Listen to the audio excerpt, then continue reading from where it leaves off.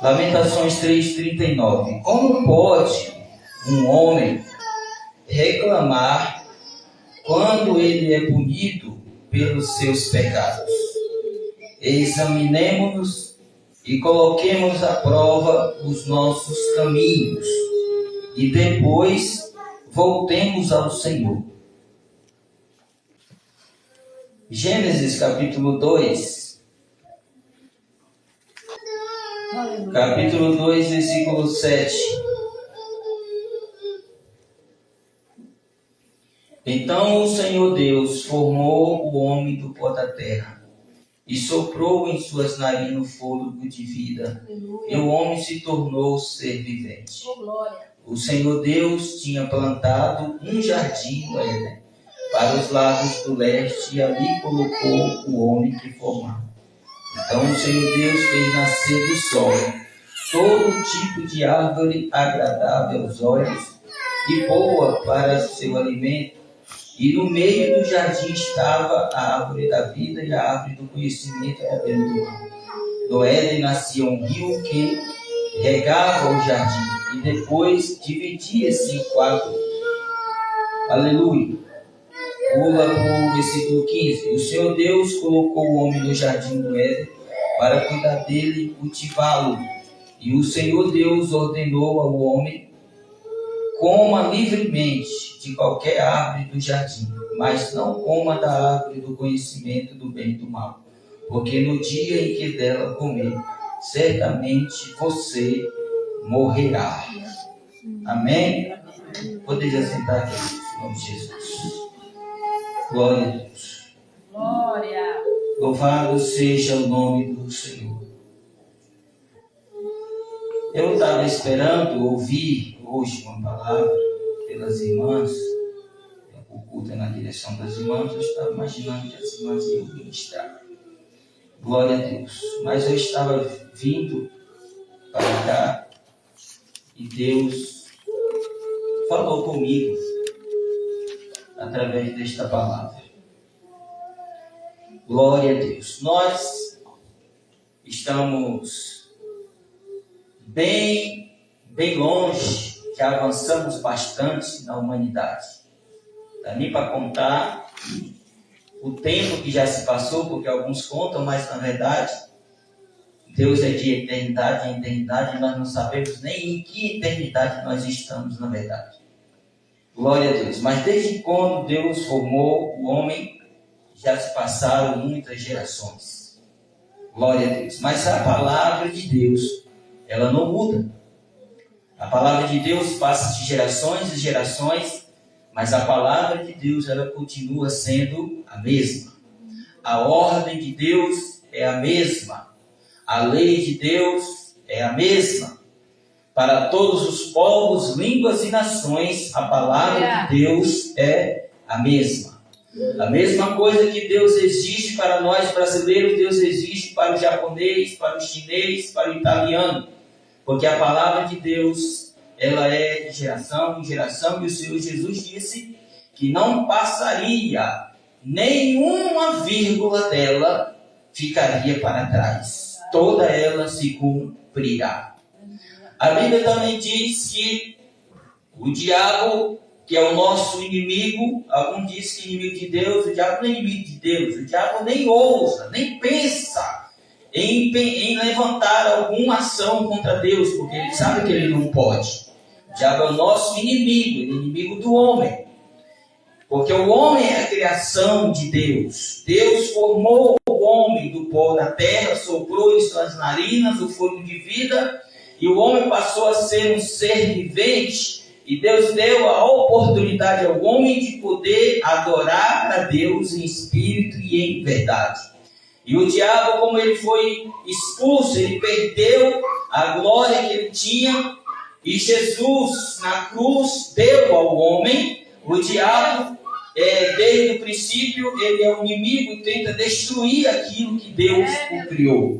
E com as suas astutas, as suas ciladas, ele leva o homem para uma vida decaída, uma vida de pecado, uma vida de destruição, O homem nasce uma criança perfeita, linda, como muitas crianças estão aqui hoje, e você olha e fala, nossa, que criança linda, que criança bonita, que menina bonita, que menino bonito. Glória a Deus. E você não imagina que daqui a 30, 40 anos, o diabo está repreendido em nome de Jesus, uma criança que nasce no dia de hoje pode se tornar um traficante, um matador, um usuário de droga. Você não imagina essas coisas. Você está com a sua criança no colo, você não imagina essas coisas. Quando o meu pai e a minha mãe, nosso pai e a nossa mãe, Sidney, Rubens, quando nós éramos crianças, eu não imaginava que nós ia se tornar o homem e a mulher que nós tornamos. Pela misericórdia de Deus, hoje nós estamos na presença de Deus. Mas nós passamos por um bom bocado, como diz o pai. Glória a Deus, passamos pelo fio da morte, de ser destruído, mas o Senhor teve misericórdia de nós. Essa é a ação do diabo, de levar o homem a uma destruição de vício, de droga, de roubo, de prostituição, para que o homem possa se perder e assim não receber a sua glória que foi dada pelo Senhor Jesus na cruz. Glória a Deus.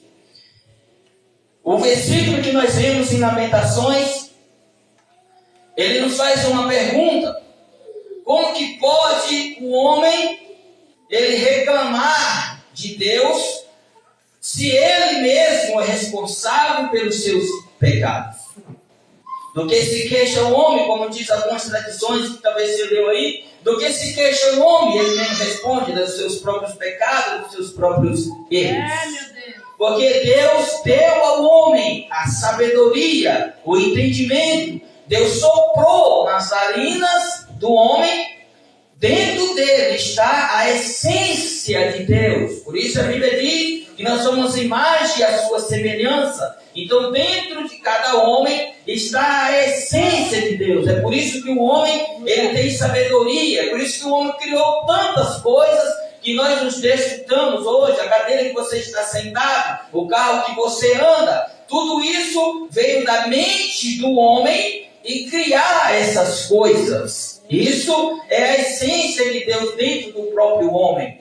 Então o homem ele tem sabedoria, ele pode decidir, como diz Deuteronômio capítulo 30, Deus mesmo fala com as suas palavras: eu tenho o céu e a terra como testemunha, que eu coloquei diante de você, homem. Você tem, homem, a vida e a morte. E Deus aconselhou: escolhe, pois, a vida para que vivas. Aleluia. Então Deus colocou diante de nós o bem e o mal, a vida e a morte. E ele aconselhou Luan: escolhe a vida. Então o homem nunca vai ter autoridade para reclamar de Deus, porque além de Deus ter dado a sabedoria, que Paulo vai falar que nós temos a mente de Cristo, Deus nos deu essa sabedoria e ainda aconselhou: escolhe este lado, porque o outro lado é destruição.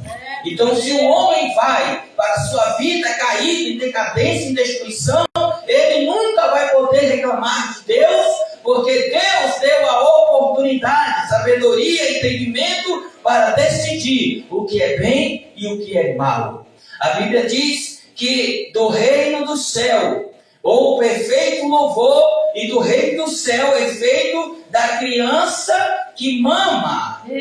Aleluia! E a ciência vai dizer que a criança até o 8º mês, ou seja, 1 ano e 6 meses, ela não tem capacidade de decidir alguma coisa. Mas passou disso, você mesmo, mãe e pai, você vai perceber que a criança ela sabe o que é bem e o que é mal. É só ela fazer alguma coisa errada, derramar um açúcar, quebrar alguma coisa, que você chega e ela está escabriada. O que foi? O que você fez? Não, filho, você fez alguma coisa. Ela percebe que ela fez alguma coisa mal. Aleluia! Então o homem, ele nunca vai poder questionar a Deus pelo inferno, pelo céu, pelo bem e pelo mal, porque ele tem capacidade de decidir.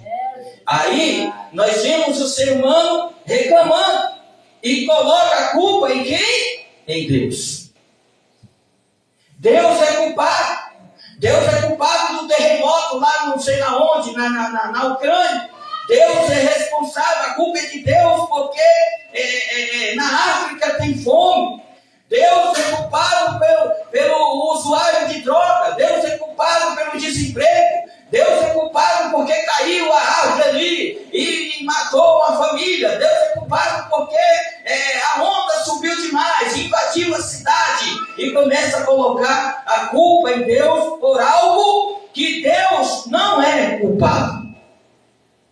A culpa está no próprio homem. Porque a palavra de Deus, ela não mente. Por como que o homem pode reclamar de alguma coisa se ele é responsável pelos seus próprios erros?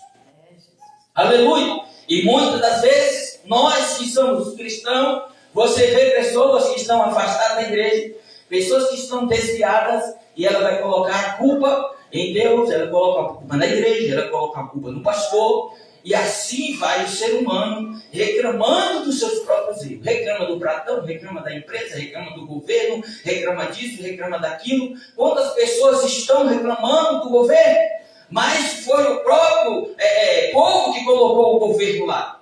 Quantas pessoas reclamam da empresa, reclamam disso, reclamam daquilo outro, reclamam da vida, reclamam da morte. Irmãos, enquanto você está reclamando, você está decaindo cada vez mais. Você quer uma palavra dura? Para de reclamar e vai agir. Para de reclamar e faça alguma coisa para mudar a situação. Para de reclamar e muda a situação. Se levanta, faça alguma coisa para mudar. E não, enquanto você reclama, outras pessoas estão indo, estão subindo, estão crescendo, e você só descendo porque você só reclama. E quando nós estamos reclamando, nós nunca vamos crescer, nós nunca vamos para lugar nenhum. Porque você tem a mente de Cristo. Você é um homem, você é uma mulher que tem entendimento, que pode pensar, que pode raciocinar, que pode montar uma estratégia para você sair dessa situação. Tem coisas que é só Deus que faz. Tem coisas que só Deus pode agir. Deus, pela sua própria misericórdia, às vezes nós fazemos os nossos erros, cometemos, e Deus, por misericórdia, está vendo nós lá na lama, eu vou ter misericórdia dele, e entra com providência. Mas nós é que devemos resolver os nossos problemas. A Bíblia diz, irmãos, que Deus não exige, Deus não força, Deus não exige o homem, Deus não obriga o homem a plantar. Mas desde quando você planta, é sua obrigação colher os frutos da sua plantação. O homem colhe aquilo que ele planta. Se você plantar o mal, você vai ter que colher o mal. Se você plantar o bem, você vai colher o bem. Por isso a palavra de Deus está dizendo: como que eu vou poder reclamar de alguma coisa se eu vou colher os frutos da minha plantação? Eu vou colher os frutos da minha colheita. Como que eu vou reclamar de alguma coisa? Aleluia! A minha mãe falava uma palavra antigamente, eu não entendia muito, eu achava que minha mãe era mal. Minha mãe falava que quando você vê alguém pendurado com uma corda no pescoço pedindo socorro, aperta mais um nó. Eu falei: meu Deus, minha mãe não é de Deus não. Aleluia! Mas a própria Bíblia vai dizer, queridos, aleluia, que quando você vê alguém reclamando dos frutos, aleluia, é porque ele não quer aceitar a sua plantação. Plantou, vai ter que colher. E às vezes nós questionamos: mas por que a pessoa faz tanto mal? E está tão bem, olha para lá, tem tanto dinheiro no banco, tem casarão, tem carro novo, aquela pessoa é tão mal. Um dia vai colher os frutos daquilo que ele está plantando. A Bíblia diz, irmãos, em Apocalipse, que um dia, o Senhor estabelecerá um trono. E a Bíblia diz que esse trono é grande. Por que o trono é grande, pastor? Por causa da grandeza de quem está sentado nele. Aleluia. E quem está sentado nele, glória. Quem vai estar sentado nele, é o Senhor que venceu na cruz, que recebeu um nome que é sobre todo nome. Aleluia, sobre toda potestade e principado. Todo o poder está nas suas mãos. Então ele é grande. Não existe ninguém maior do que ele. Por isso que a Bíblia diz que o trono é grande. Outra característica do trono é que o trono é branco. Por que o trono é branco, pastor? Porque nada fica escondido em uma parede branca. Se a parede for preta, vai ter uma sujeira e você não vai ver. Mas se ela for branca, um pingo de uma caneta, você vai ver. Por isso que o trono é branco, porque ninguém se esconderá dele. Ninguém vai escapar dele. Todo ser humano vai ter que comparecer diante do grande trono branco. As escondidas, os dinheiros roubados, aleluia, os tráficos, as traições, o mal que o ser humano fez às escondidas, aleluia, um dia vai aparecer diante do trono branco. Alguém faz hoje, se esconde. Alguém faz hoje, usa a lei e se escapa do mal que ele fez. Mas nesse dia, seja ele pobre ou rico, seja ele grande ou pequeno, seja ele preto ou branco, homem ou mulher, vai ter que comparecer diante do trono branco e lá ninguém vai poder esconder o seu mal. Vai pagar pelo que ele fez. Então tudo que você planta, um dia vai colher. Bem ou mal, vai colher. Aleluia.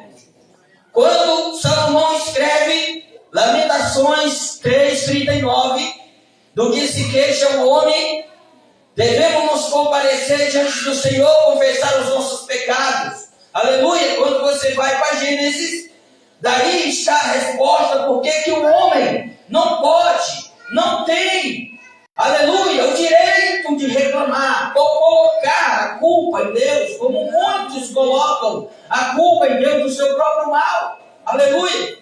Alguém pode ver um terremoto e destruir cidades. Mas a natureza está no controle de Deus. A natureza, ela se reverencia diante de Deus. A natureza é uma criação de Deus. Mas o controle dela, a situação dela, depende do homem. Deus só se envolve na natureza para realizar o milagre e o seu nome ser glorificado. Aleluia. Quando Deus parou o sol, aleluia, foi para dar vitória ao seu servo e o nome dele ser glorificado. Glória. Quando as ondas do mar que estavam agitadas e pararam e ficaram como um dia que não tem nenhum vento, foi para glorificar o nome do Senhor e todos reverenciar o Senhor Jesus e dizer: quem é esse que até o vento e o mar o obedece? Obediência não é controle. Ele fala e a natureza obedece. Aleluia.